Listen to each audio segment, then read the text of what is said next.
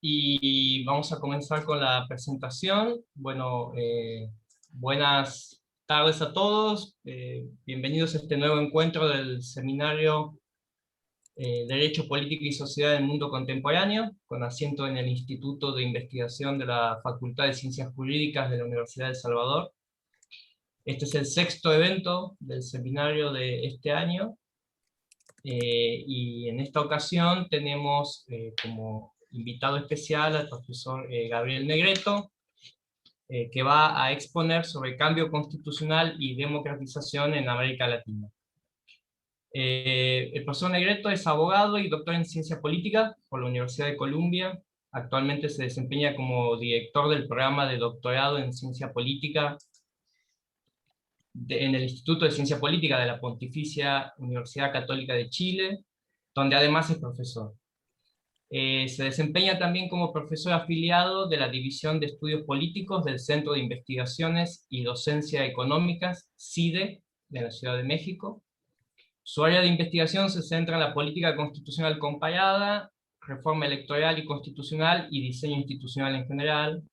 Se encuentra actualmente trabajando en un proyecto sobre el cambio constitucional y democratización en el mundo, del cual deriva su último artículo, el cual hemos compartido con los asistentes para este evento, titulado Constitutional Origins and Liberal Democracy, a Global Analysis, de 1900 al 2015, publicado en coautoría con Mariano Sánchez Talanquer en la American Political Science Review. Sus libros más recientes son, voy a citar solo dos, en inglés, Redrafting Constitutions in Democratic Regimes, Theoreticals and Comparative Perspectives, editado por la Cambridge University Press en el año 2020, si no me equivoco. Y en español, La política del cambio constitucional en América Latina, editado por el Fondo de Cultura Económica en el año 2015, que es este libro que tenemos aquí. Finalmente, el profesor Negreto ha sido consultor en la ONU, IDEA Internacional, PNUD y varias instituciones públicas nacionales en América Latina sobre diseño institucional y procesos de reforma electoral y constitucional. También ha sido profesor e investigador visitante en diversas universidades, incluyendo la Universidad de Notre Dame, la Universidad de Columbia, la Universidad de Princeton, The New School for Social Research, la Universidad de Sao Paulo, la Universidad Carlos III de Madrid y en Argentina la Universidad Torcuato Di Tella. Muy bien, sin más, todo tuyo, Gabriel. Bueno, muchísimas gracias, Guillermo, por la invitación. Gracias, Pedro, por sumarte a la mesa y por los comentarios. Bueno, voy a compartirles la pantalla. ¿Sí se ve? Ok. Bueno, como lo anunció Guillermo, yo propuse como título Cambio constitucional y democratización en América Latina. Mi idea es bajar después algunos conceptos, sobre todo en la discusión más en detalle, a la región, América Latina. Bueno, de hecho, es apropiado en algunos aspectos de este paper enfocar en lo que está pasando en Chile. Pero me voy a centrar, y por eso le quité en América Latina ahora del título de la presentación, porque me voy a centrar en este trabajo que publicamos en marzo, junto con Mariano Sánchez Talanquer, en el American Political Science Review, que es una parte importante de un proyecto de investigación que ya llevo realizando varios años sobre cambio constitucional y democratización en el mundo. Esto es una vieja obsesión que tengo. Cuando yo estaba haciendo mi doctorado y había recién entrado John Elster a la Universidad de Columbia, me acuerdo que cuando yo le dije que quería que fuera mi asesor de tesis, y tenía armado todo un esquema donde lo que yo quería explicar era cuál era la relación entre las constituciones y la democracia. La conversación duró aproximadamente unos 10 minutos, porque Elster prácticamente me sacó corriendo de la oficina y me dijo: cuando tengas una propuesta más concreta, vení de vuelta a hablarme, ¿no? Y efectivamente nunca tuve para mi tesis doctoral algo tan concreto, así que terminé haciendo otra cosa, pero siempre he tenido esta preocupación, que es una vieja pregunta en la teoría constitucional, por supuesto, en la historia constitucional y en la ciencia política, ¿sí? Acerca de cuál es la relación entre las constituciones y la democracia, más allá de las conexiones obvias que podemos trazar desde el punto de vista teórico y normativo. Y empíricamente hay dos aspectos que surgen o que resaltan, ¿sí?, cuando uno se pone a pensar en esto, que tienen que ver, por un lado, con los orígenes, ¿sí?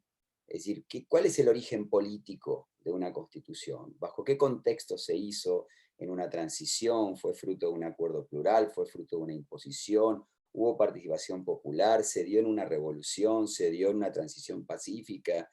Y el otro aspecto que es notable, cuando uno se pone a pensar en esto, tiene que ver con el contenido de las constituciones, ¿sí? Que es también una pregunta relacionada y muy antigua en la ciencia política, que es si los sistemas presidenciales tienen un impacto positivo o negativo, cómo seleccionan los constituyentes distintos diseños que pueden facilitar u obstaculizar más la democracia. Bueno, les voy a mostrar, voy a empezar ahora la presentación con un par de láminas que están en español y les pido muchas disculpas porque el resto de la presentación la voy a hacer en español, obviamente, pero están las láminas en inglés. De todas maneras, yo voy a ir relatándolo en español, pero estas dos láminas que alcancé ahora a cambiar. Acá lo que presento son todas las constituciones que se han sancionado en el mundo, las nuevas constituciones en el mundo, entre 1900 y 2015, ¿sí? Lo que se puede ver es que claramente las constituciones que han tenido implementación en años democráticos es lógicamente un número muy reducido en porcentaje, es un porcentaje muy reducido en relación al total. Y más reducido aún es aquellas que tuvieron una redacción democrática, es decir, que fueron elaboradas en años que, de acuerdo a criterios más o menos convencionales aceptados en la ciencia política, se consideran como años democráticos, ¿sí? Esto nos revela algo que ya se sabe bastante, se discute, aunque antes se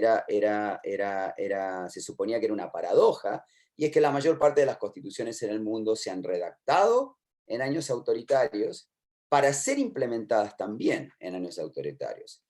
Hoy los estudios sobre autocracias y dictaduras en el mundo reconocen la importancia que tiene el fenómeno institucional, las instituciones incluso representativas, aunque sea de fachada, y las propias constituciones en el sostenimiento de regímenes autoritarios, y por eso hoy ya no es tan sorprendente el darnos cuenta de esta situación. Para aclarar, el enfoque empírico de todo el trabajo está dado en este segmento de constituciones, en estas 135, que son el 31% del total, que fueron constituciones que, aunque se redactaran en un año autoritario, fueron diseñadas e implementadas en años democráticos por la mayor parte de sus vidas. Es decir, que yo voy a excluir del análisis las constituciones puramente autoritarias, ¿sí? Aún así definidas, esto es un fenómeno importante en el mundo. Acá están todas las regiones del mundo que estarían incluidas, digamos, y todos los países de regiones del mundo que estarían incluidos en este análisis del segmento de constituciones que, sea que se sancionaron en un año democrático o en un año autoritario, fueron luego implementadas en años democráticos. Déjenme ampliar un poquito la pantalla para que sea mejor. A ver, desde el punto de vista empírico, la relación entre cambio constitucional y democratización es más o menos evidente en cuanto a asociaciones, en cuanto a la asociación entre los fenómenos. Las constituciones, nuevas constituciones se han adoptado en relación a procesos de transición a la democracia en el 66% de los casos de transición que se dieron entre 1900 y 2010. Y en el mismo periodo, 21 países reemplazaron sus constituciones dentro de un régimen democrático de al menos 5 años de duración. El objetivo de los cambios constitucionales, de los reemplazos constitucionales más específicamente durante transiciones, ha sido establecer un esquema institucional para la creación de un gobierno limitado y la adopción de elecciones libres y equitativas, ¿sí? Dentro de democracias, el objetivo más común es la expansión de derechos y la profundización de la rendición de cuentas de los gobiernos democráticamente electos.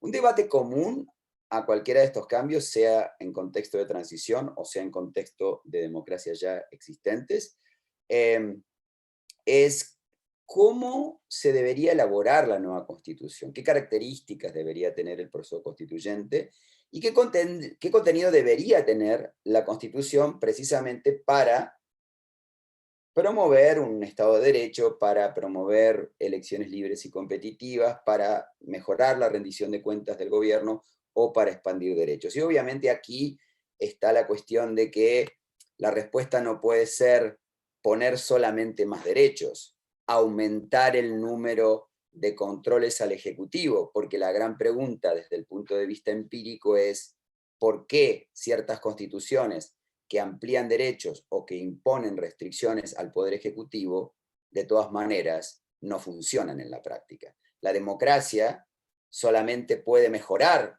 fruto de un proceso de recambio constitucional si no solamente se redactan constituciones que aparecen bien para lograr, se ven bien para lograr esos objetivos, sino que efectivamente se implementen. Y eso es lo que hace más difícil responder esta pregunta. Sorprendentemente, la ciencia política comparada, y yo diría el análisis comparativo en general, incluyendo por supuesto al derecho constitucional comparado, no tiene criterios claros para guiar este debate. Y lo que es aún más sorprendente, no está claro, ¿sí?, que sepamos bien si las constituciones tienen o no algún efecto sobre la democratización. Pues bien, la pregunta de investigación de este trabajo y de la presentación que les estoy haciendo es si los orígenes políticos de las constituciones importan o no para establecer o para profundizar una democracia liberal. Por democracia liberal estoy tomando una definición clásica de elecciones libres y competitivas, de reemplazo, digamos, de representantes a través de elecciones libres y competitivas bajo sufragio universal, pero donde además hay vigencia efectiva de restricciones al poder arbitrario del gobierno y además implementación efectiva de las libertades y los derechos ciudadanos. Es decir, que lo que quiero o lo que busco explicar es si los orígenes políticos y legales de las constituciones importan para entender si los constreñimientos institucionales al Ejecutivo, las libertades civiles, son efectivamente implementadas en regímenes de elecciones libres y equitativas. Hay dos teorías principales, perdón, se me fue, discúlpenme. Hay dos teorías principales para responder a esta pregunta. Acá el número está repetido, este es 1 y 2. Una que es la más conocida en teoría constitucional, que es la apelación al poder constituyente del pueblo. Es la teoría más conocida, obviamente, en estudios de teoría constitucional y también en teoría política. Y la idea es que genéricamente la participación directa y activa de la ciudadanía en los procesos constituyentes profundiza la democratización. Acá hay una larga lista de proponentes de esta teoría y también algunas excepciones, ¿sí? Que si quieren después podemos hablar, pero es la teoría más popular, por así decirlo. La segunda teoría, y disculpen acá que está repetido el número 1, no sé por qué la lámina lo repitió, es que la democratización, la relación entre los reemplazos constitucionales y la democratización depende de la sabiduría y eventualmente de la suerte de las élites políticas. Y acá hay toda una serie de teorías muy clásicas en estudios de democratización que lo que dicen es que la democracia florece, se genera, nace de un contexto anteriormente autoritario, cuando se produce un acuerdo procedimental entre las principales élites políticas en un país, que se comprometen a cumplir reglas de seguridad mutua, es decir, reglas que permiten al gobierno gobernar y a la oposición oponerse con libertad y sin temor a ser excluida y suprimida hacia el futuro. ¿Sí? Y que esto es una condición necesaria para la democracia. Esto lo ha propuesto teóricos como Robert Dahl, como Duncan Rostow, y es, como les digo, es una teoría, probablemente es la más tradicional. Una teoría que no proviene de la teoría del derecho, acá, sino que proviene de la ciencia política. ¿Sí? En cuanto a la teoría del poder constituyente, pues lo que requiere analizar es la propuesta de que la participación popular y más específicamente el involucramiento ciudadano directo en los procesos constituyentes profundiza la democratización. ¿De qué manera puede hacerlo? Bueno, la propuesta que se hace en los estudios, sobre todo que tratan de especificar empíricamente esta relación, la idea es que al involucrarse los ciudadanos en un proceso constituyente, se incrementa su conocimiento, su conciencia acerca de cuál es el comportamiento aceptable de los representantes bajo la nueva Constitución, lo cual a su vez los habilita a monitorear, ¿sí?, la conducta de los representantes electos y así impedir transgresiones. El problema con esta propuesta o esta idea, digamos, de la participación incrementando el conocimiento de los comportamientos permitidos y por lo tanto habilitando a los ciudadanos a monitorear a los gobernantes, es que se funda en supuestos muy dudosos acerca de las preferencias de los ciudadanos, acerca de los contenidos de la Constitución, y de su capacidad colectiva de actuar en defensa de la legalidad cuando la Constitución es transgredida por parte del Estado, por parte de un gobierno. En cuanto a las preferencias, ¿por qué? Bueno, porque la participación no elimina el conflicto, no elimina la polarización. Si yo involucro a una ciudadanía polarizada, por ejemplo, dividida entre un 60% de cristianos y un 40% de musulmanes, pues podría ser perfectamente plausible que el 60% de cristianos quisiera excluir los derechos de los musulmanes. No hay ninguna razón por la cual la participación genere consenso acerca del contenido del criterio universal de asignación de derechos en una constitución. Y lo que es más importante, la participación popular no incrementa de por sí, efectivamente, la capacidad colectiva que debería tener la ciudadanía para que una vez que la Constitución se implemente, se pueda reaccionar efectivamente ante un gobierno transgresor. ¿Sí? La teoría de la cooperación entre las élites, o de la teoría de los pactos entre las élites, el compromiso entre las élites, lo que propone es que el mecanismo específico es que cuando no hay ningún grupo político que participe en las negociaciones constitucionales, que tenga el apoyo popular o los recursos institucionales para tomar decisiones por sí mismo, o formar una coalición con socios cercanos ideológicamente o políticamente, pues los reformadores, los involucrados en la negociación, es más probable que cooperen en crear instituciones que limitan el poder, es decir, que reducen el riesgo de que quien toma el poder abuse del poder, abuse de él.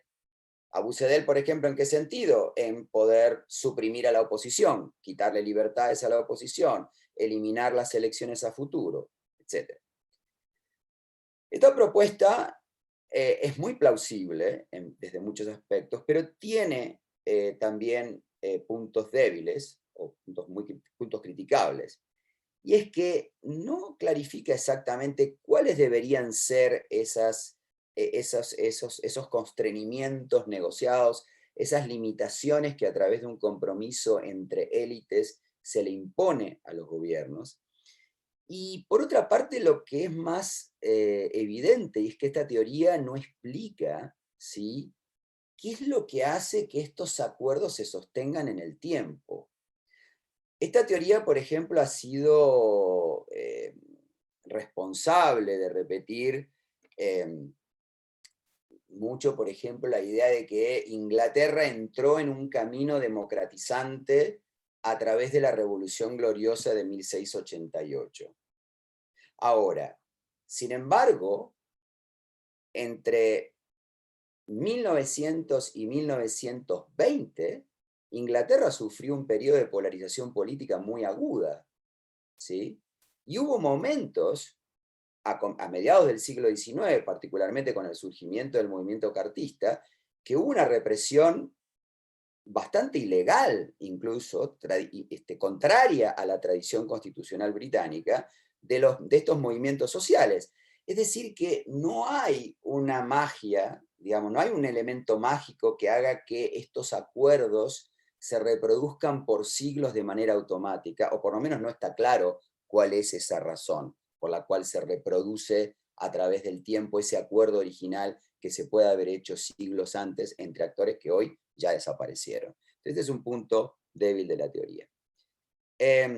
¿Cuál es el argumento que quiero presentarles y que está en el trabajo que les comentaba al comienzo, que he publicado en marzo de este año? Es que todas las teorías que existen fracasan en enfrentar adecuadamente el problema de qué es lo que hace que el contenido de una constitución, los contenidos además que asociamos a un proceso de democratización, como son las limitaciones al poder ejecutivo, los derechos ciudadanos, sean realmente implementados de manera efectiva luego de la adopción de la Constitución, ¿sí? Y además que no consideran de manera suficientemente adecuada la interdependencia que existe entre las élites que negocian en algún momento en el tiempo y la masa de ciudadanos, es decir, de las colectividades de ciudadanos, cómo actúan durante y después del proceso constituyente, es decir, cómo intervienen en este proceso de democratización, no solamente al momento en que se redacta la Constitución, sino también después. Y la propuesta es que los ciudadanos, en primer lugar, necesitan de las élites políticas para negociar por ellos, porque no existe un proceso constituyente completamente endógeno al poder popular directo, ¿sí? Hay siempre una forma de representación de algún tipo, autorizada o no autorizada previamente. Y también necesitan de las élites para producir un acuerdo que imponga límites al uso arbitrario del poder, que establezca canales de monitoreo y que provea mecanismos legales a través de los cuales los ciudadanos, además de otras instituciones, puedan castigar las transgresiones. Ahora, por el otro lado, las élites también necesitan el apoyo de los ciudadanos, tanto como votantes, como en su calidad de miembros de organizaciones de la sociedad civil, para mantener un acuerdo plural una vez que la Constitución es adoptada. Es decir, el papel de los ciudadanos es crucial, no tanto por su involucramiento en un proceso constituyente, porque entren en un referendo, o porque se los consulte en audiencias públicas, o porque puedan presentar propuestas de reforma. Es crucial en la medida en que, en primer lugar, los actores políticos que negocian una constitución puedan articular y canalizar las preferencias ciudadanas de manera representativa en un proceso constituyente, y para que después de que se sanciona la Constitución, ¿sí?, los votantes, los ciudadanos ya como votantes, ya como miembros de asociaciones civiles, estén dispuestos, ¿sí?, a mantener un acuerdo, un equilibrio plural, ¿sí? ¿Qué quiere decir esto, por ejemplo? Que ¿cómo se rompe este equilibrio plural? Bueno, si un actor desaparece o si aparece un actor político hegemónico, porque en este caso ya se rompe la garantía de implementación del acuerdo previo, ¿sí? Entonces, finalmente, para resumir, la propuesta argumentativa aquí es que el efecto positivo del origen político de las constituciones sobre una democracia liberal es producto de un acuerdo entre élites exitoso, ¿sí?, de élites políticas, y de una distribución balanceada y estable del poder social, traspasado a través del sistema representativo.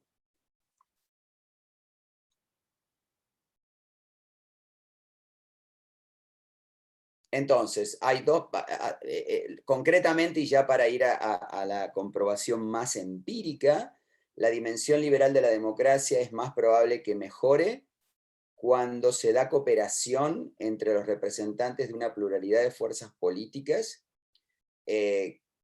cuando esta es necesaria para adoptar la Constitución, es decir, cuando la Constitución se tiene que adoptar por el acuerdo de una pluralidad de fuerzas políticas. Pero ocurre que la mayor parte de estos acuerdos, hechos entre fracciones de la élite política, son en general oportunistas. ¿Qué quiere decir oportunistas? Bueno, que son acuerdos que se hacen para poder aprobar la Constitución, pero no quiere decir que haya una intención de observarlos o de cumplir con ellos. Les pongo un ejemplo muy concreto. Entre 2006 y fines de 2007 prácticamente, el movimiento al socialismo en Bolivia intentó violar la regla de 2/3 partes de los miembros presentes para aprobar la nueva Constitución boliviana. Finalmente retrocedió, ¿sí?, a último momento, ya después incluso de que se había aprobado la Constitución en la Constituyente, sin la participación de la oposición, en ese momento Podemos, que era un partido de centro-derecha. Pero dada la violencia en las calles y dado que se necesitaba el acuerdo con el Congreso para llamar al referendo aprobatorio, Evo Morales y el movimiento al socialismo decidió negociar con la oposición, de lo cual resultó, por ejemplo, eliminar la cláusula de reelección indefinida, incrementar los poderes del Tribunal Constitucional Plurinacional, disminuir poderes del Ejecutivo, es decir, toda una serie de instituciones que buscaban mejorar la distribución de poder entre gobierno y oposición. Eso lo acepta el presidente y lo acepta el MAS en el 2008 para que se llame al referendo y se ratifique. Cuando el movimiento al socialismo gana abrumadoramente las elecciones en 2009, la oposición desaparece, ese acuerdo quedó absolutamente destruido. Y de hecho todo lo que hemos vivido durante 10 años en Bolivia fue fruto de la desarticulación del acuerdo plural con el que concluyó, pero no comenzó, la aprobación de la Constitución boliviana del 2009. Por eso es que los acuerdos son en general oportunistas, porque no son acuerdos generados por una convicción auténtica en respetar normas de conducta democrática. Se hacen frente a un balance de fuerza donde nadie se puede imponer al otro. Ahora, si esto es cierto, acá viene la última proposición de tipo empírico que hacemos en este trabajo, y es que el efecto positivo, vale decir, democratizante de los acuerdos constitucionales sobre una democracia liberal van a ser más visibles y más potentes durante los primeros años luego del establecimiento de una nueva constitución, porque es en ese momento donde la identidad y el balance de las fuerzas políticas entre los actores tiende a ser la misma que la que existió al momento de su aprobación. Pero esto no se puede garantizar ni en el mediano, ni mucho menos en el largo plazo. Es decir, que es posible que, si estas hipótesis se verifican, haya un efecto democratizante de un acuerdo plural entre élites que representan fracciones distintas de la sociedad, pero estos acuerdos es probable que tengan un efecto limitado sobre el proceso de democratización.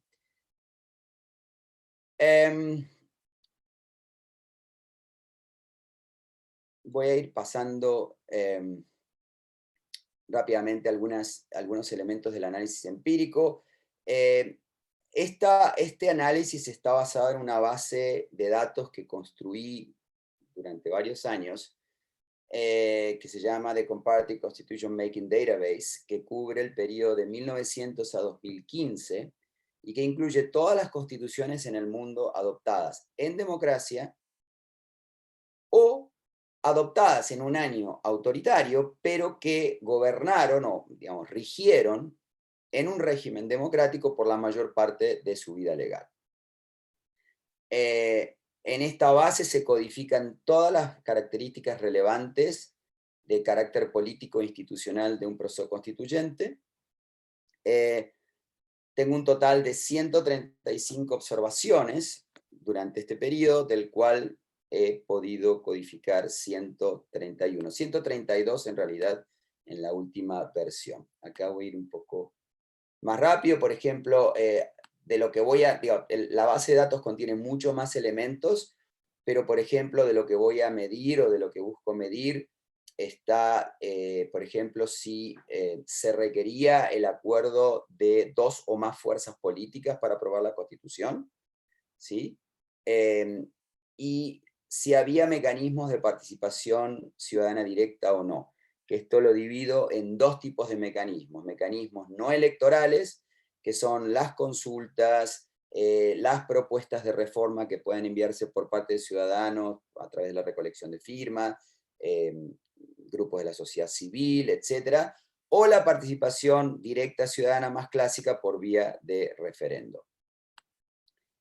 El análisis empírico, no quiero detenerme acá, salvo que después haya alguien que quiera ir a los detalles más específicamente.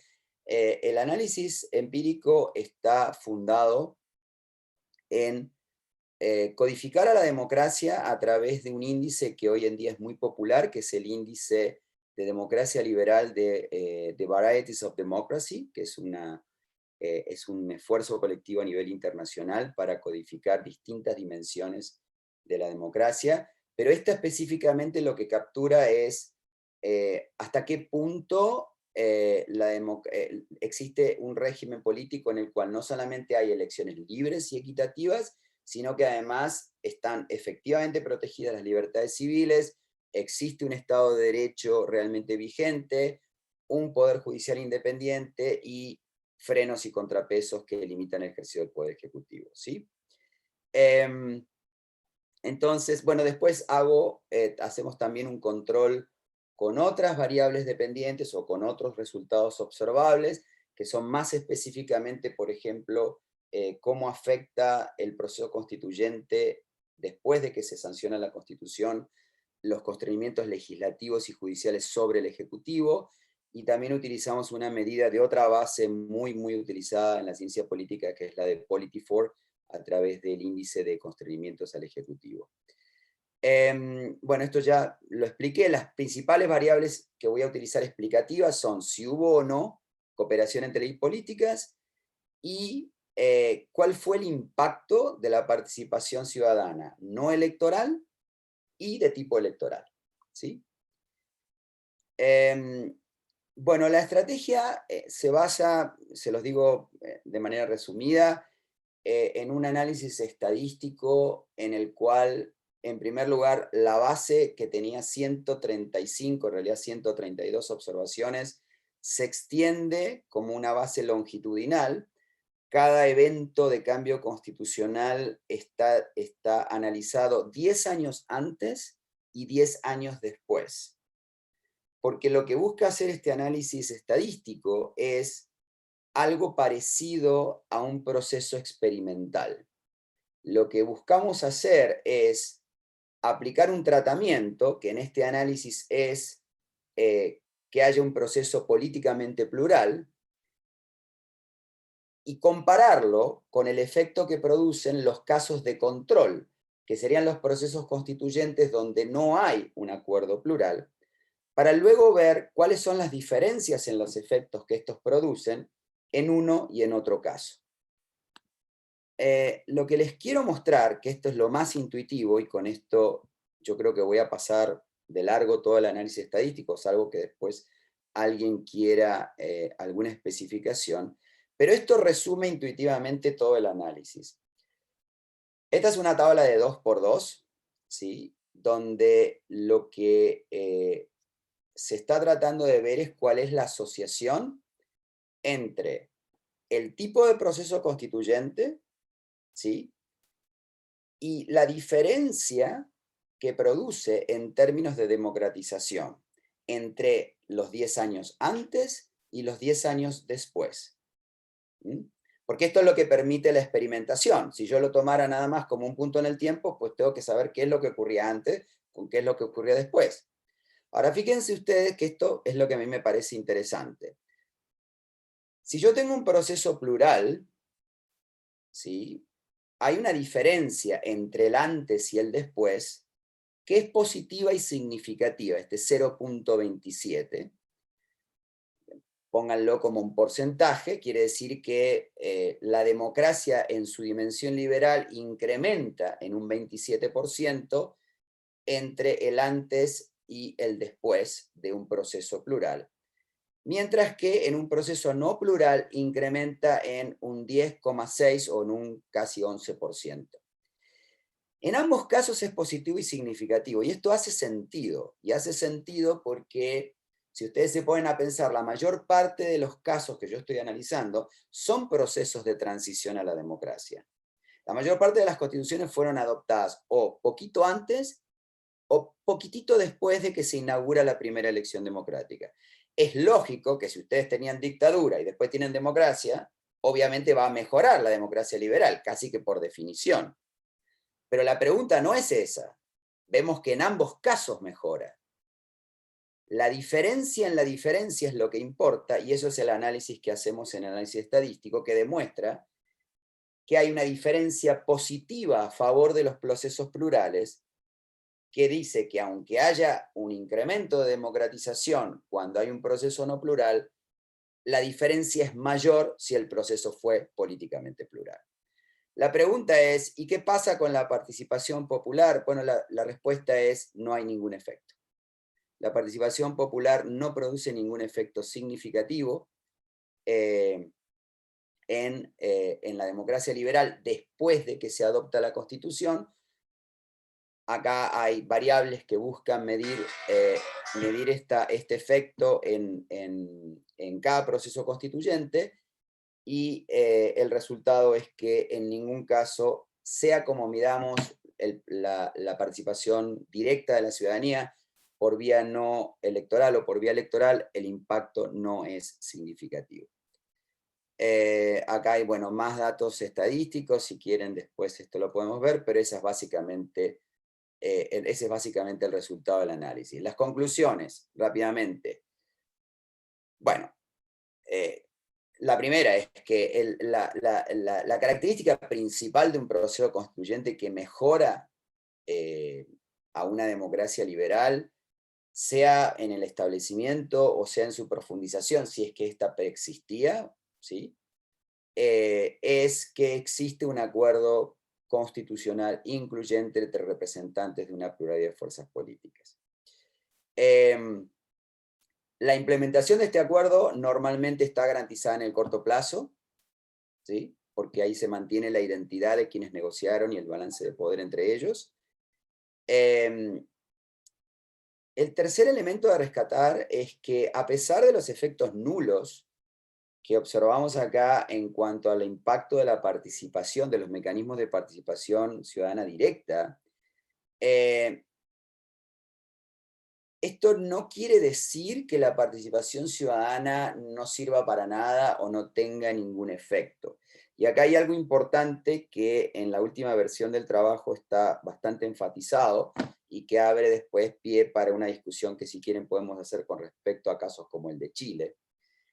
Nosotros estamos asumiendo acá que la razón por la cual un acuerdo plural entre representantes, es decir, élites, porque los representantes son élites respecto del ciudadano común, de fuerzas políticas plurales, la razón por la cual es posible que esto mejore los niveles de democracia liberal posterior a la implementación es, por un lado, porque estos representantes de fuerzas políticas plurales tienen incentivos a establecer restricciones a los poderes de los gobiernos subsiguientes y a proteger a la oposición mientras está fuera del poder, pero además porque estamos asumiendo que estos representantes verdaderamente están articulando intereses reales de la sociedad, están representando auténticamente segmentos de la sociedad. Si esto no es cierto, ¿sí?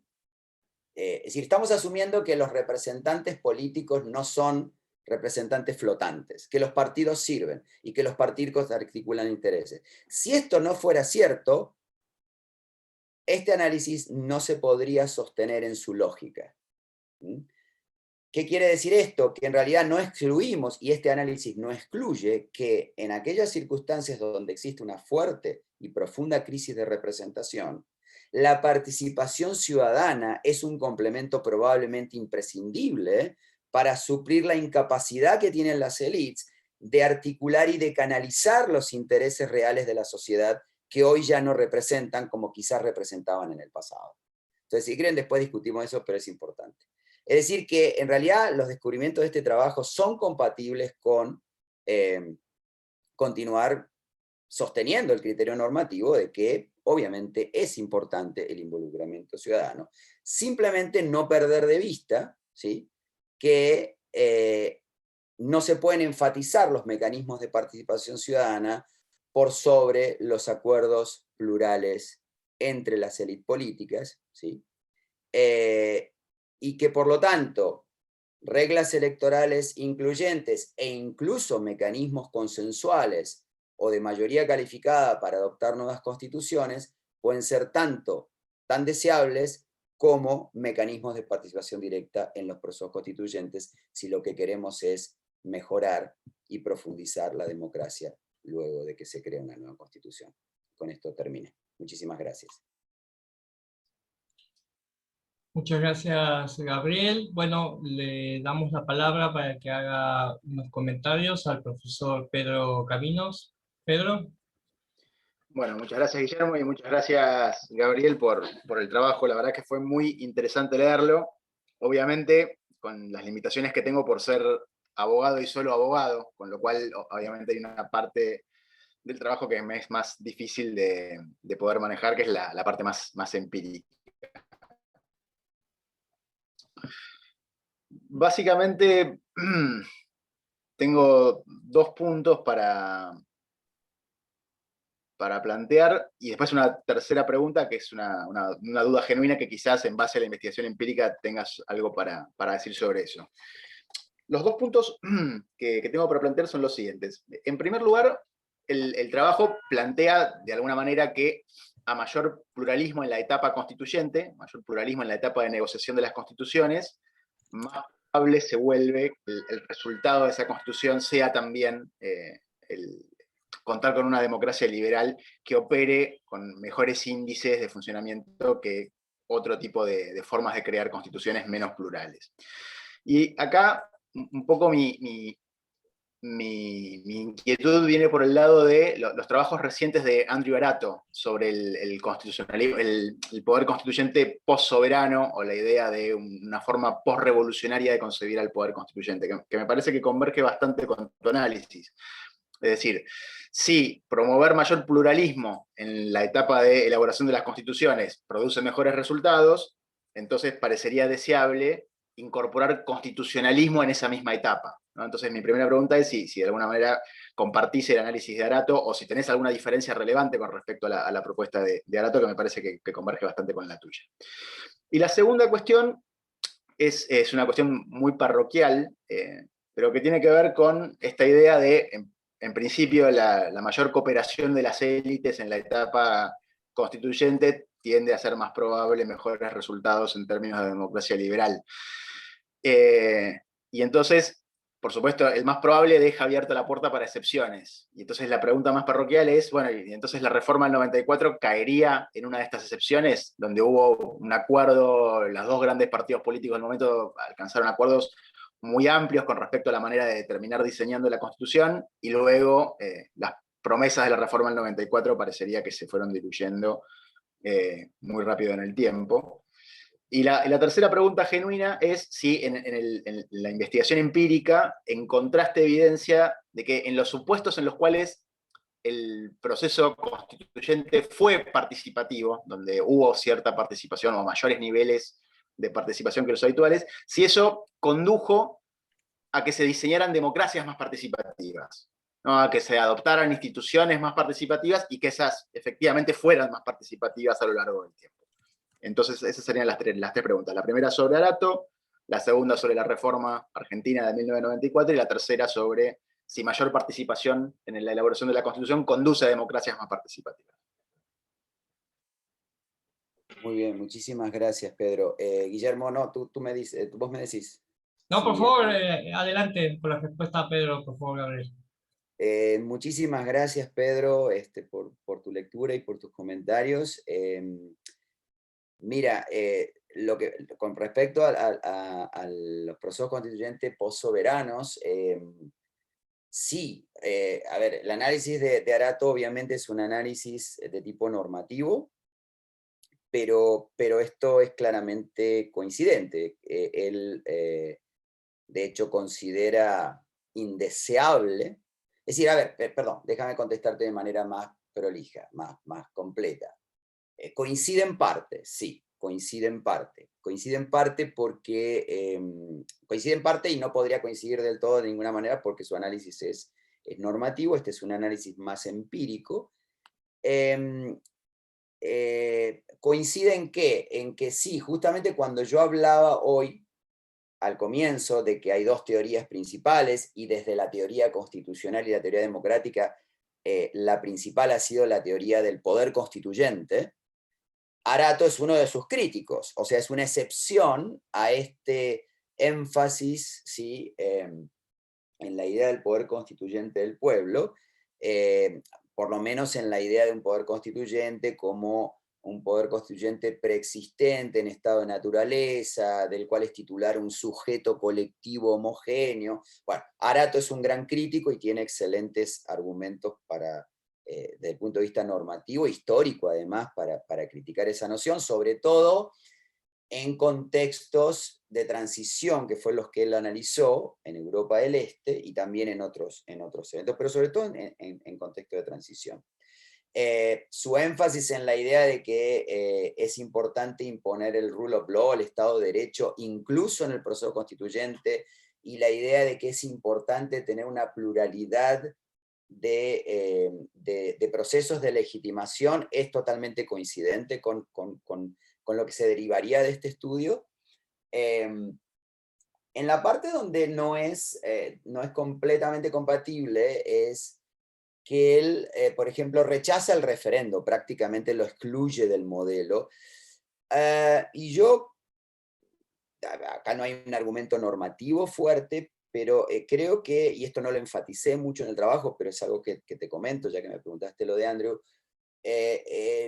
no, yo no sería tan crítico del referendo. O sea, me parece que si bien encuentro que no hay un impacto visible de ninguna forma de participación popular, y en general el referendo suele tener una correlación negativa, esta no es significativa, y me parece que un referendo acoplado, integrado en un proceso deliberativo amplio y participativo, no tiene por qué producir ni siquiera normativamente resultados negativos. Y me parece que Arato es más crítico de los referendos. Yo no avalaría, digamos, esta idea de rechazar a los referendos como una vía posible de legitimación a través de la participación. No veo que produzca un impacto positivo, discernible en promedio, pero tampoco lo descartaría. En ese sentido, no sería completamente coincidente. Pero en lo demás sí, e incluso en la idea, él no lo ha tratado esto, por lo menos no en lo que yo he leído de él hasta hace muy poco, pero por ejemplo la idea de que puede ser deseable tener mecanismos de mayoría calificada para decidir en un proceso constituyente, pero de todas maneras sería compatible con su visión, porque eso fomenta el consenso, fomenta el acuerdo, fomenta el respeto de las reglas, así que creo que en ese aspecto también pudiera ser consistente. Pues. La reforma del 94, mira, no lo había pensado antes, pero si la hubiera pensado, me hubiera imaginado que me podrías hacer esa pregunta. Yo creo que es totalmente compatible con este análisis. ¿Por qué? O sea, pensemos, por ejemplo, en lo que fue la negociación acerca de la limitación de los DNU. La comisión bicameral. Recordemos que, por ejemplo, Alfonsín y los principales negociadores por el radicalismo en aquel momento, lo que querían era imponer una regla según la cual los DNU caducaran en el caso de falta de aprobación explícita por parte del Congreso. Menem lo rechazó, los negociadores del Partido Justicialista lo rechazaron, y quedó como mecanismo la comisión bicameral. ¿Pero cómo quedó? Quedó como un mecanismo a definir. Recién es en el 2006, bajo Néstor Kirchner, que se regula la comisión bicameral, y se regula bajo condiciones de relativa asimetría de poder. Es decir, donde la oposición quería, y de hecho se vuelve a reproducir el debate, lo que se quería era que si la comisión no aprobaba, el decreto cayera. Y ahí el gobierno fue explícito en dejarlo en que si no aprobaba, simplemente, si no rechazaba y no rechazaban las dos cámaras, el decreto seguía vigente. Es decir, y ahí podemos también analizarlo con lo que fue las luchas por el control del Consejo de la Magistratura. Es decir, hubo toda una pugna de poder posterior al proceso constituyente, en donde, y recordemos, acá precisamente aplica algo que está en el análisis, que es uno de los negociadores, que es la Unión Cívica Radical, fue declinando completamente en el tiempo, ¿sí? El justicialismo toma un papel mucho más predominante hasta el final del periodo de Menem, después viene la crisis, después otra vez hay un periodo de ascenso y de declinación de la oposición, o sea que, y si analizamos puntos claves de cómo efectivizar los constreñimientos al Poder Ejecutivo que se establecieron en la Constitución del 94, vamos a ver esta pugna en la cual los negociadores que buscaban más restricciones fueron declinando, y después se fueron repitiendo, ¿sí?, estas disputas dependiendo de quién estaba en el gobierno y quién estaba en la oposición. Así que creo que más bien entra bastante claramente en el análisis con respecto a lo que ocurre posterior a la sanción, ¿no? ¿Hay evidencia de que en los casos más participativos se llegue a democracias más participativas? Sí. A ver, bueno, sí en el diseño, no claramente en la efectividad. ¿Qué quiero decir con esto? Sí hay evidencia, y de hecho yo tengo trabajos sobre esto, de que, de hecho hay un trabajo que va a salir ahora en el volumen de Oxford de Latin American Constitutional Law, que edita Roberto Vergarella y Conrado Hübner Méndez, donde justamente yo analizo el impacto de los procesos de participación sobre el diseño, y ahí hay otros análisis con distintas bases empíricas, pero está bastante clara la correlación que hay entre participación ciudadana directa y la expansión de mecanismos de participación popular en la Constitución, y así como también expansión de derechos ciudadanos, lo cual tiene todo el sentido del mundo, porque pongámosle que existe el mecanismo clásico que es el referendo ratificatorio. Si vos tenés un referendo ratificatorio, los constituyentes están pensando constantemente en que su producto final tiene que ser aprobado. Un incentivo muy fuerte para la aprobación de ese texto es ampliar los derechos, introducir mecanismos de participación popular. Es como cantado que eso va a ocurrir. Así que hay una asociación lógica. Ahora, la otra pregunta es si esto da lugar a democracias más participativas en los hechos. Y yo ahí te diría, no, si en el proceso se privilegió la participación popular, pero fue desde el punto de vista de las élites políticas un proceso excluyente. Porque ahí tenés casos como la Constitución peruana del 93, la Constitución venezolana del 99, la Constitución ecuatoriana del 2008, e incluso la propia Constitución boliviana, que tienen una expansión enorme de mecanismos populares de participación directa, pero que luego en los hechos no fueron implementados, o fueron implementados de manera muy desigual, a favor del gobierno en general y nunca a favor de la oposición política y social.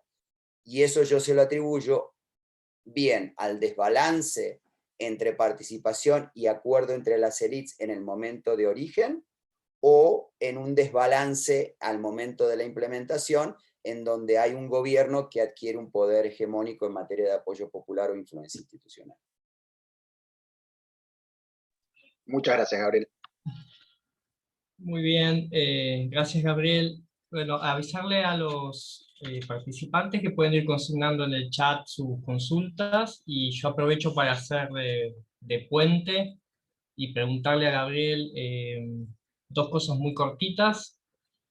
La primera un poco ya la respondiste con una consulta de Pedro, pero tiene que ver con la distinción que realizas entre participación ciudadana electoral y no electoral.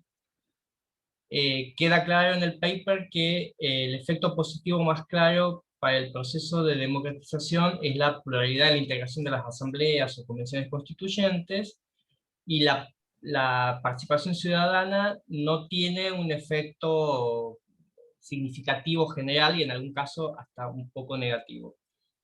Pero a partir del caso chileno, te quería consultar, y un poco con lo que venías comentando, si podés desarrollar un poco más esa diferencia que está, creo que en la columna 3 del paper, sobre los efectos concretos de la participación ciudadana no electoral, cabildos abiertos, asambleas, etcétera, con respecto a las formas electorales, como los referéndums y los plebiscitos, ¿no? Una creo que era apenas positiva y la otra creo que era negativa. Pero te quería consultar si podías desarrollarnos un poquito más en eso y aplicarlo un poco al caso chileno, que tiene un poco las dos cosas, porque uno percibe que en Chile hay como una fuerte presión por formas de participación durante el proceso, con cabildos y debates públicos, y luego hay un referéndum de salida, ¿no? Exacto, sí. Muchas gracias, Guillermo. ¿Me puedes aclarar cuando decís en la columna 3 a qué te refieres, qué parte? ¿Dónde? En la columna, perdón, en la tabla 3 del paper, cuando habla de cuando hay participación ciudadana y da el 0,016, Ajá. y cuando hay voto ciudadano y da menos 55, menos 16, menos 0,33 y menos 0,16, que es en la línea 3. Sí, exacto, que es negativo. Sí, ajá, eso, sí. Ok.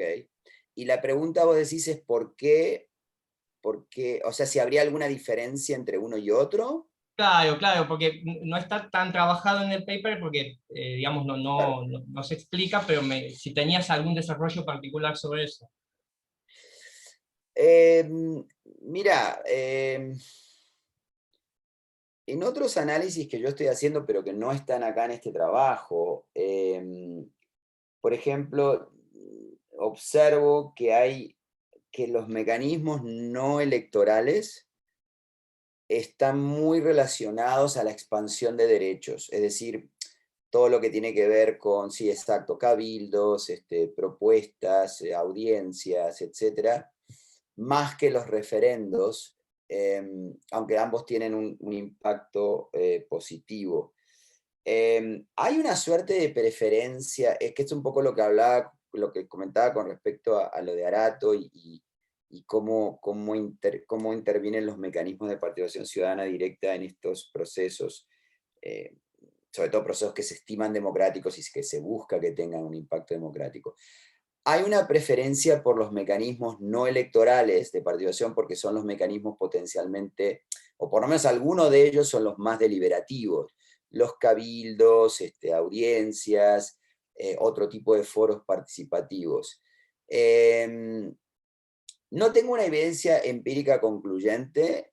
Yo creo que no hay una evidencia para descartar a los referendos, pero yo pensaría que lo mismo que la participación es importante como complemento del compromiso y del acuerdo plural entre élites políticas, no solo, pero particularmente cuando además estas élites políticas, su capacidad de representación está cuestionada,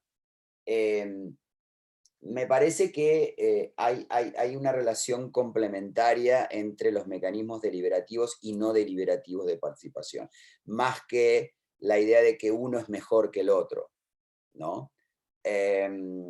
porque finalmente hay un problema con los mecanismos no deliberativos, y es que acá en Chile, por ejemplo, se discute mucho y hay una gran confusión hoy en día con la idea de que, a ver, primero todo el mundo está de acuerdo con respecto a que tiene que haber participación durante el proceso, más allá de que hubo un plebiscito de entrada y va a haber un referéndum, plebiscito de salida, es decir, para ratificar la nueva constitución. Donde hay diferencias es en cuanto a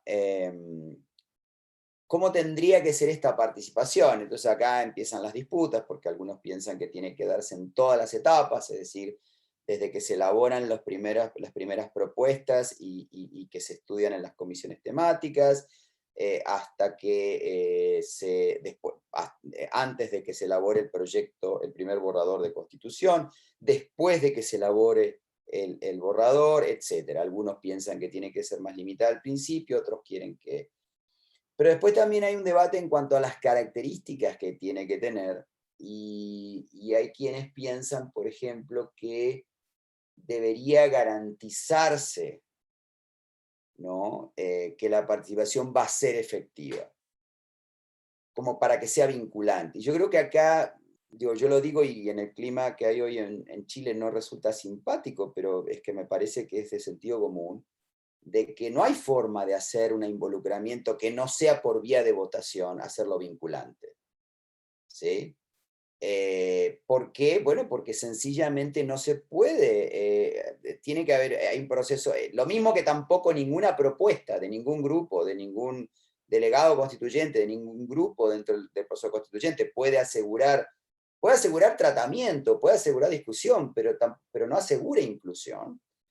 Y mucho menos en la forma original en que fue propuesto. Tampoco puede hacerse vinculante de ninguna manera la participación popular durante el proceso, porque además implica confundir los elementos representativos con los elementos participativos, ¿sí?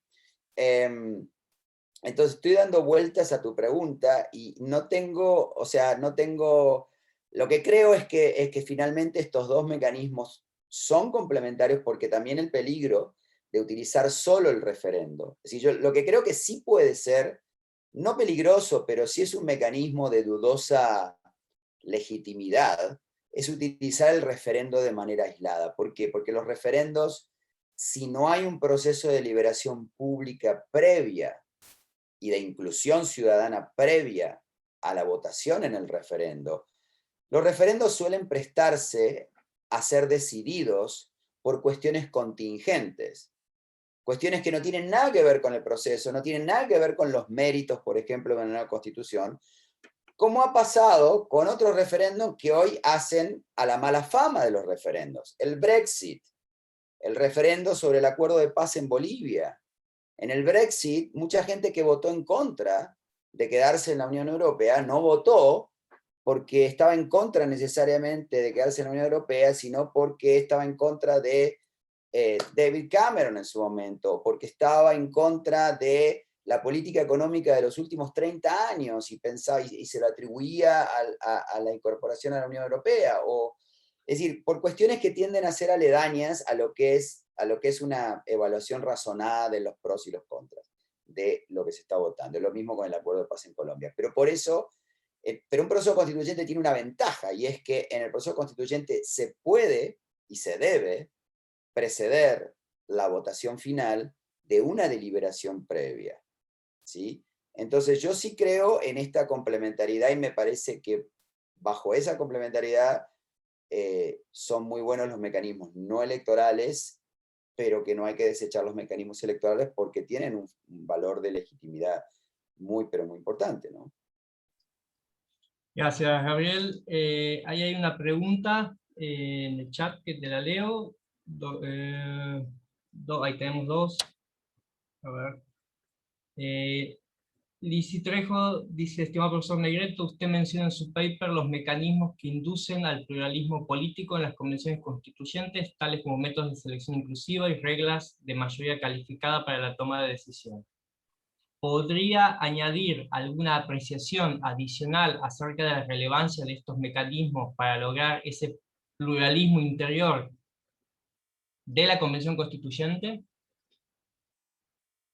A ver, perdóname, o sea, ¿cómo sería? ¿Qué otros Claro, mecanismos? podría añadir alguna presión adicional acerca de la relevancia de estos mecanismos para lograr ese pluralismo, o sea, los mecanismos supongo yo que tienen que ver con reglas de mayoría calificada, con lo que planteé, Ah, ok. digamos, cómo lograr coordinación hacia adentro de esa convención plural. Sí, esta cuestión realmente es súper interesante y tiene muchas aristas, porque tiene aristas normativas y tiene aristas empíricas que yo creo que no se han analizado lo suficiente. Sí, aquí digamos, lo que yo digo y lo concluyo así el paper es porque obviamente un mecanismo de mayoría calificada tiende, igual que una regla electoral incluyente o de estilo proporcional, tiende a pluralizar, ¿no?, la representación, y la regla tiende a pluralizar la cantidad de representantes de grupos políticos que tienen que acordar para que se apruebe un texto. Pero hay un debate normativo, es decir, entonces finalmente es como que apoya la evidencia empírica. Si es necesario el acuerdo político plural, quiere decir que también es deseable tener estas reglas. Ahora, hay una discusión normativa y empírica que va mucho más allá de esta cuestión, y obviamente no está tratada en este trabajo, ni tampoco lo estoy tratando en un trabajo ahora sobre el proceso constituyente chileno, que estoy haciendo. Pero hay una cuestión bien interesante sobre este punto, y es que nosotros damos por sentado damos por sentado en la teoría constitucional, en el derecho constitucional, que las enmiendas constitucionales, las reformas, tienen que hacerse por mayoría calificada, porque eso es lo que protege el estatus de las normas constitucionales como normas distintas de la legislación ordinaria, ¿correcto? Pero acá hay una paradoja, porque la mayor parte de las constituciones en el mundo han sido sancionadas por mayoría simple o mayoría absoluta. Y nadie lo ha cuestionado. Y no lo han cuestionado por distintas razones. No se ha cuestionado por una razón normativa también, pero discutible, y es que una asamblea constituyente o un congreso que recibe la autorización para redactar una constitución encarna el poder constituyente del pueblo, y el poder constituyente del pueblo se ejerce por la regla de mayoría. Esto es súper discutible, pero es una posible justificación. La otra es completamente pragmática, y es que una vez que uno activa un proceso constituyente, la idea es que termine teniendo una constitución, ¿no? Porque ¿qué pasa? Si tenemos una regla de mayoría calificada, las reglas de mayoría calificada no están diseñadas para producir una decisión, están diseñadas para proteger el statu quo cuando haya una minoría, ¿sí?, que esté opuesta al cambio por preferir el statu quo al cambio propuesto. Pero desde el punto de vista normativo, la razón por la cual una nueva constitución debería o sería justificado que se sancione por una regla de mayoría calificada o una supermayoría, o sea, más que mayoría absoluta, es que justamente es el acuerdo fundamental, es el acuerdo original. Toda la teoría contractualista acordaba en este punto, en la idea de que el acuerdo original se hace por unanimidad. La regla de unanimidad obviamente es impráctica, es imposible de realizar, pero la idea de que haya que disminuir el número de actores, de sectores sociales y políticos que estén en contra de un nuevo acuerdo fundamental, de un nuevo contrato social, como le queramos poner de adjetivo a la idea de una constitución, disminuir el número de insatisfechos es un objetivo deseable mucho más que para una enmienda. De hecho, Melissa Schwarzberg, que escribió un libro muy bueno sobre la regla de mayoría, critica precisamente la idea de que las enmiendas tengan que ser por mayoría calificada, porque conforme pasa el tiempo, el número de insatisfechos es cada vez mayor y se privilegia a los padres fundadores por sobre las generaciones nuevas o presentes que de pronto no están de acuerdo con el contrato original. Pero en un contrato original, o en una refundación, o en un reemplazo, es lógico. Sin embargo, genera problemas prácticos. Y Chile es un caso. Así que ahí tenemos fuertes argumentos desde el punto de vista teórico para pensar que es importante tener una regla de mayoría calificada, un argumento empírico como es el que yo estoy ofreciendo, pero genera el problema práctico de que si uno establece reglas de mayoría calificada, hay que establecer al mismo tiempo mecanismos de desbloqueo. Y una de las peculiaridades del proceso chileno que quizás pasen desapercibidas para los observadores desde afuera, es que el proceso chileno fue una apuesta de altísimo riesgo.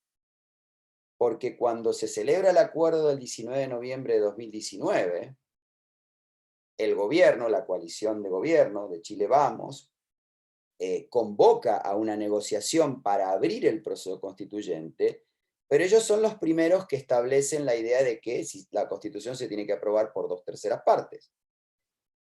Lo curioso fue que la oposición aceptó esto, el gobierno propuso la regla, la oposición la aceptó, pero nadie quiso ni pudo discutir las implicancias de esta regla.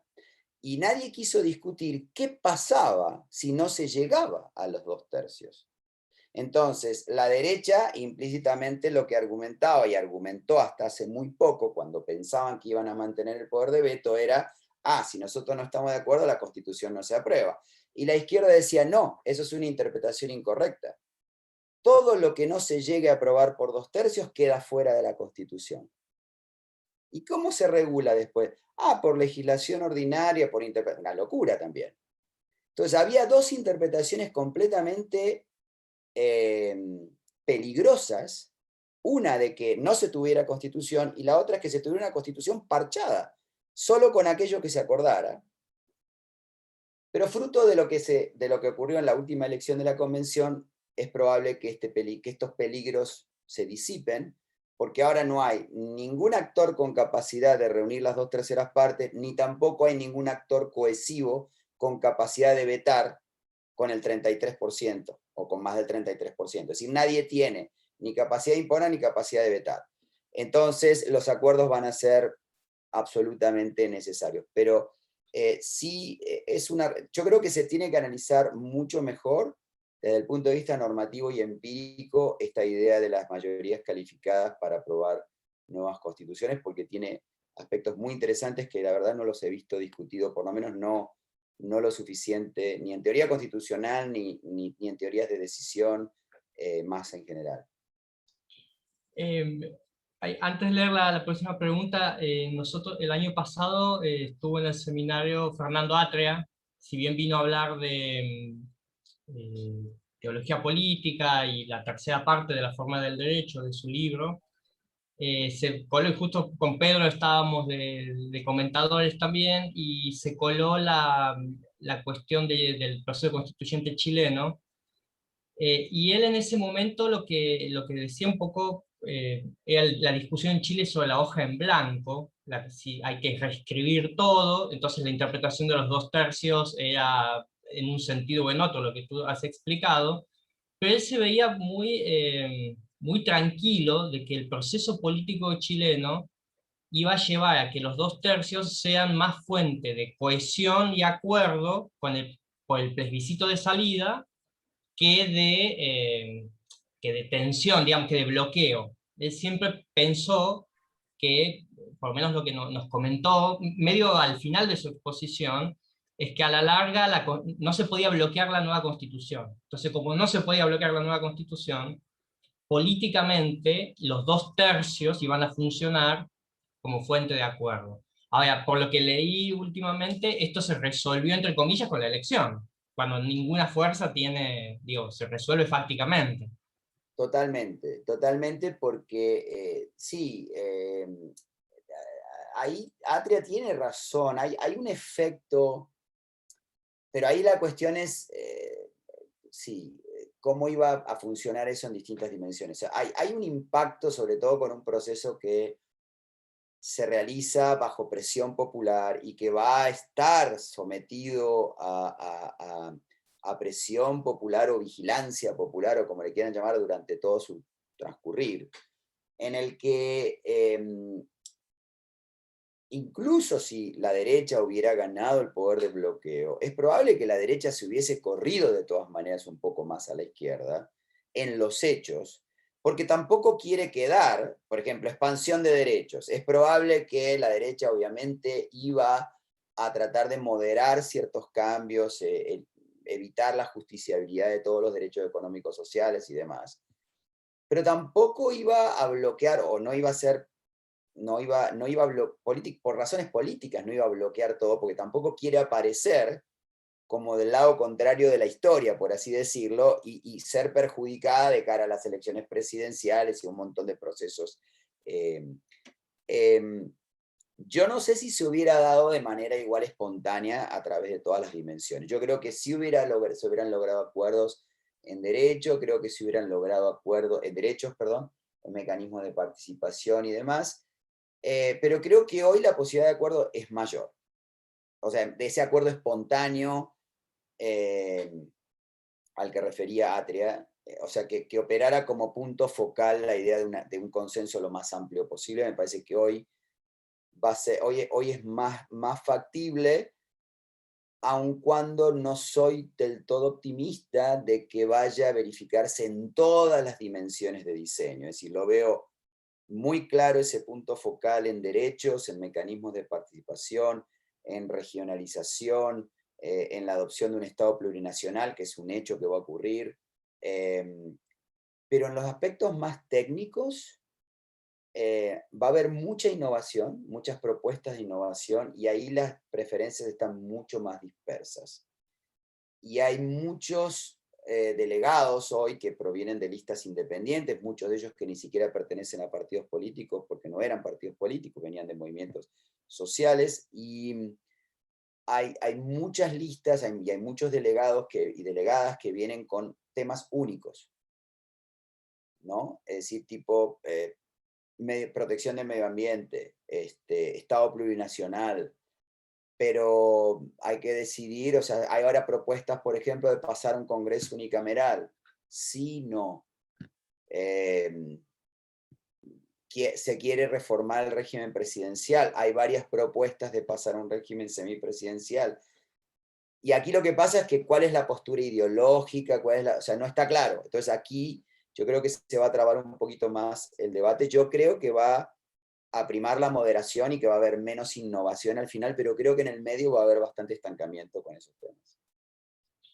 Bien, y te leo la última pregunta de Germán, que quisiera preguntar si comparte los argumentos acerca que el nivel de desarrollo socioeconómico influye en los procesos de surgimiento, desarrollo y profundización de la democracia.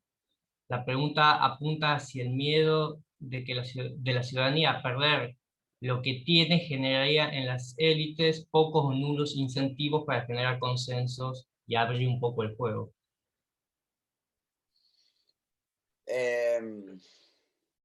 Sí, a ver, digamos, hay una gran cantidad de variables de tipo estructural, también clásicas en análisis económico y en el análisis político comparado, que son fundamentales para entender los procesos de democratización, como son, por ejemplo, a nivel de desarrollo económico, medir los niveles de ingreso, los niveles de desigualdad. Obviamente todo esto importa, ¿sí? Todo esto es importante, y hay bibliotecas enteras llenas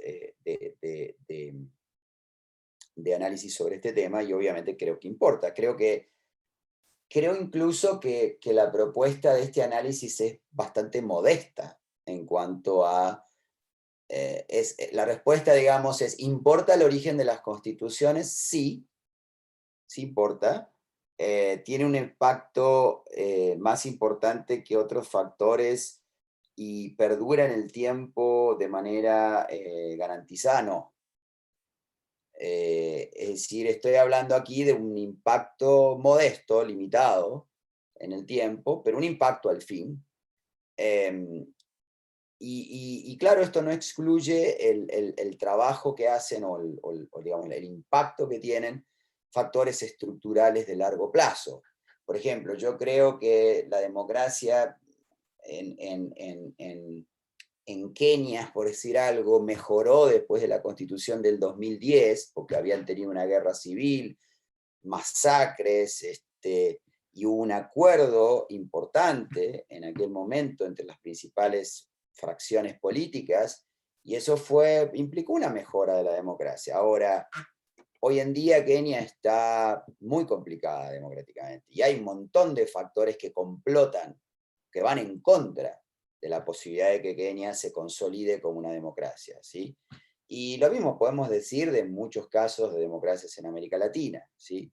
Es decir, que aquí hay como una suerte de análisis de impacto circunstancial de un proceso importante en la construcción de una democracia, como es la creación de una constitución, un proceso frecuente además, pero que obviamente no neutraliza la forma en que van actuando otras variables, ¿sí? Estructurales de largo plazo que sabemos que son fundamentales, ¿no? Bueno, Gabriel, y finalmente, para cerrar, te quería preguntar que nos cuentes, si nos podés contar un poquito cómo fue el proceso de esta investigación, que ese resultado, cómo se enlaza este paper que hemos visto, esta última investigación con tus anteriores trabajos, y un poco en qué estás ahora, ¿no? Hacia dónde estás desarrollando tus investigaciones. Sí, mira, sí, como les decía, digamos, la base empírica sobre la cual este trabajo se basó es algo que vengo elaborando hace muchos años. Ya no me acuerdo exactamente cuándo empecé, pero fueron muchos años, varios asistentes de investigación. De hecho, la base está publicada, la base utilizada para este análisis está publicada, pero voy a sacar en algún momento un sitio de internet, en algún momento pronto, porque lo vengo anunciando hace rato y no lo termino de hacer, pero voy a sacar esta base de datos porque creo que es la base de datos más completa sobre procesos constituyentes en el mundo que hay, por lo menos hasta ahora disponible, porque el Comparative Constitution Project tiene una serie de datos enormes de todo el mundo, mucho más amplia además que lo que yo estoy analizando, pero solo para constituciones, no para procesos, no para el origen de las constituciones. A ver, ¿cómo se fue integrando? Fui haciendo varios trabajos, algunos de tipo normativo, otros más empíricos. Tengo un trabajo también previo a este artículo en el International Journal of Constitutional Law, que busca analizar solamente el segmento, y también es más limitado en su alcance empírico, busca analizar solamente el impacto de los procesos constituyentes en democracia, o sea, dentro de una democracia ya preexistente. Es un número más limitado de casos. En lo que estoy ahora es analizar, terminar de unir los procesos que se asocian aquí, porque en este trabajo yo analizo el origen político y el impacto que tiene el origen político sobre los procesos de democratización, con una serie de presuposiciones acerca de cuáles son las instituciones que surgen de esos procesos.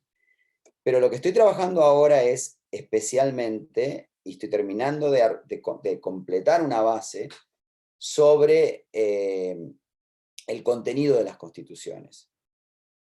Lo que quiero analizar es cuál es el impacto del origen sobre el contenido, y finalmente ligar estos tres elementos, que esto para un libro, que es el origen, el contenido y la democracia. ¿Sí? De una manera más acabada y con estudios de caso y no solamente con un análisis estadístico agregado, ¿no? No tengo, de hecho tenía un libro que estoy escribiendo, pero que es algo más humilde, que se llama Democratización, Autocratización y Cambio Constitucional en América Latina, que va a ser algo como precedente a ese otro libro, que es más ambicioso y que espero tener terminado en los próximos 2 años o algo así. Bien, pero tienes una agenda intensa de trabajo todavía. en tu Sí. investigación. Bueno, Gabriel, te agradezco muchísimo la participación, la exposición. Eh, Solo para decirle a los asistentes que nosotros vamos a cortar ahora durante julio y retomamos el 9 de agosto con la participación del profesor Andrés Rosler, que va a presentar un extracto de su nuevo libro sobre Carl Schmitt y el liberalismo. Y bueno, agradecerles a todos la presencia, a Gabriel, particularmente a Pedro por los comentarios y por participar aquí en nuestro espacio. Y esperamos, Gabriel, que la próxima vez que tengas algún texto, algún avance de tus investigaciones, va a ser un gusto tenerte como invitado y poder leer y conversar con vos. ¿Sí? Por supuesto, por supuesto. Te agradezco muchísimo, Guillermo. Muchas gracias, Pedro, por los comentarios. Y bueno, a todos los participantes por haber asistido. Bueno, muchas gracias a todos. Que Chao, tengan gracias. un buen fin de día.